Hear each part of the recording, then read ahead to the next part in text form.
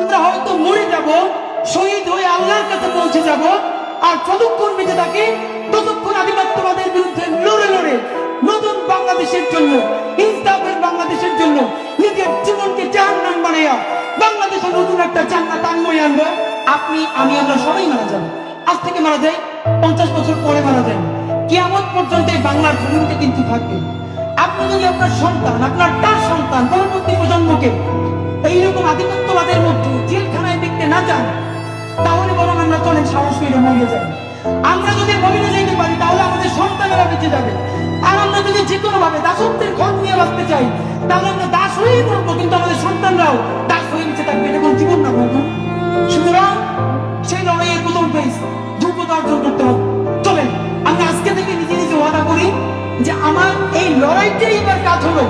কম Facebook, কম YouTube, বেশি বেশি পড়, বেশি বেশি পড়েন। আমরা ইংলিশে আমাদের বন্ধুদেরকে যদি বলি সিএনএ আজাদিকে ব্রিফ করুন, পারে না।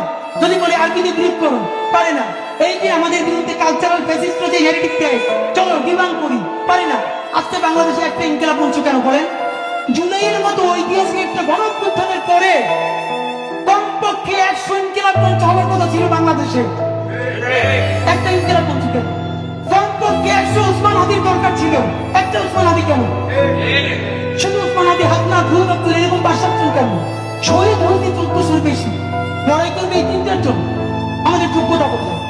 সুতরাং আপনাদের প্রতি বিনীত অনুরোধ, ভাইরা চলেন আমরা নতুন বাংলাদেশ বিনির্মাণে আমরা নতুন করে পড়াশোনা, আর হ্যাঁ শুধু বই পড়া না, সিনেমা দেখা, দুনিয়া বোঝা, কিন্তু বাংলাদেশ প্রশ্নে নতুন করে ভাবতে শেখা।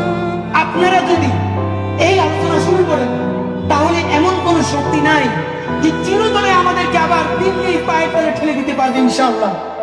সুতরাং আপনাদের কাছে বিনীত